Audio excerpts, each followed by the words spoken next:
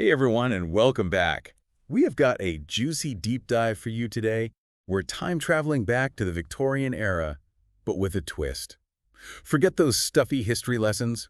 Get ready to uncover the scandalous secrets hidden behind the walls of those grand Victorian homes. It really is amazing how we tend to think of Victorians as being so proper and straight-laced, and yet here we are finding out about secret rooms and hidden passages. Right, and we're uncovering these secrets with some help from Cardinal Memorials. They have a website dedicated to home decor, and they had this amazing article about, get this, secret rooms in Victorian homes. And let me tell you, it's giving 50 Shades of Grey a run for its money. Oh yeah, the article talks about how some Victorian homes were actually designed with secret rooms specifically for intimacy, hidden away for obvious reasons. Okay, so we're talking secret rooms specifically designed for, well, we'll just let your imaginations run wild with that one. And these weren't just any random closet. We're talking lavishly decorated rooms, thick plush velvet, mood lighting, even erotic artwork. It's like something straight out of a movie. It's wild, right? The article does a great job of painting this picture of how architecture can actually reflect our deepest desires. It's blowing my mind. It's like there was this whole other level to these houses that we never knew about. But what's even more interesting is how they hid these secret rooms. This is where the Victorians really got creative. Oh, I bet. So picture this. You're in this stately Victorian home, and you see this ordinary bookcase, but if you touch it in the right spot, boom, it swings open, and there's a hidden passage. Wait, are you serious? Like something straight out of a mystery novel. Totally. The article mentions all sorts of crazy things like pivoting bookcases, false fireplaces, even trapdoors hidden under rugs. They even had secret rooms you could only get to through wardrobes. That's like Narnia, but make it a Victorian scandal. Yeah. Okay, but seriously, why all the secrecy? What was it about Victorian society that made them want to keep these parts of their lives hidden? Well, that's the million-dollar question, isn't it? I mean, the Victorian era was all about outward appearances, maintaining a certain image of respectability. Privacy was everything, especially when it came to anything that could be considered taboo.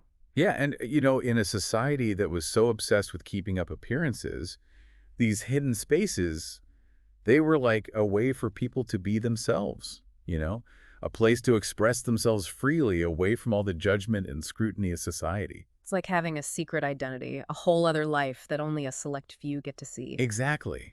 And it wasn't just about intimacy either. I mean, these secret rooms could have been used for anything, really. Anything that was considered, inappropriate or subversive. Okay, give me some examples. Like what kind of things? Well, I mean, think about it. Secret political meetings, gatherings of forbidden societies, even just a place to read a scandalous book without anyone batting an eye. Wow, so we're talking secret rendezvous, forbidden knowledge, maybe even a little bit of espionage. This is way more exciting than I ever imagined. Right. It just goes to show you that beneath the surface of all that politeness and decorum, there was this whole other side to the Victorians. A side that craved excitement, rebellion, and, maybe just a little bit of naughtiness. I love it. Okay, so we've talked about the what, but let's go back to the why for a second. Yeah. What do you think these hidden rooms tell us about Victorian society as a whole? Well, for one thing, it really highlights the importance of privacy in that era. The Victorians had such strict social rules and expectations, anything that fell outside of those norms was often kept hush-hush, hidden from view. Yeah, like those scandalous novels we were talking about earlier. Exactly. But it goes beyond just reading material, right? Yeah. These secret rooms gave people a space to be their true selves, even if that true self didn't quite fit in with what society deemed acceptable at the time. So it's about having that freedom, that autonomy to be who you are without fear of judgment or reprisal. Exactly, and that's something that I think still resonates with people today, Even in our modern world, we still crave those spaces, those moments where we can just be ourselves without any pretense. Totally. And you know what else I find fascinating?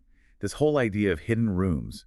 It adds this whole other layer to how we view Victorian architecture. Oh, absolutely. I mean, these weren't just random additions thrown in at the last minute. These secret rooms and passages, they were often meticulously planned and seamlessly integrated into the overall design of the house. Right. It's like they were part of the house's DNA, a hidden blueprint that only a select few knew how to read. Precisely. And the craftsmanship involved was incredible. Think about those hidden doors disguised as bookcases, or those secret passages concealed behind fireplaces. The skill and ingenuity it took to create those spaces, it's mind-blowing. Totally. It's like they turned architecture into this giant game of hide and seek. In a way, they did. And it just goes to show the level of artistry and craftsmanship that went into even the most seemingly ordinary Victorian homes.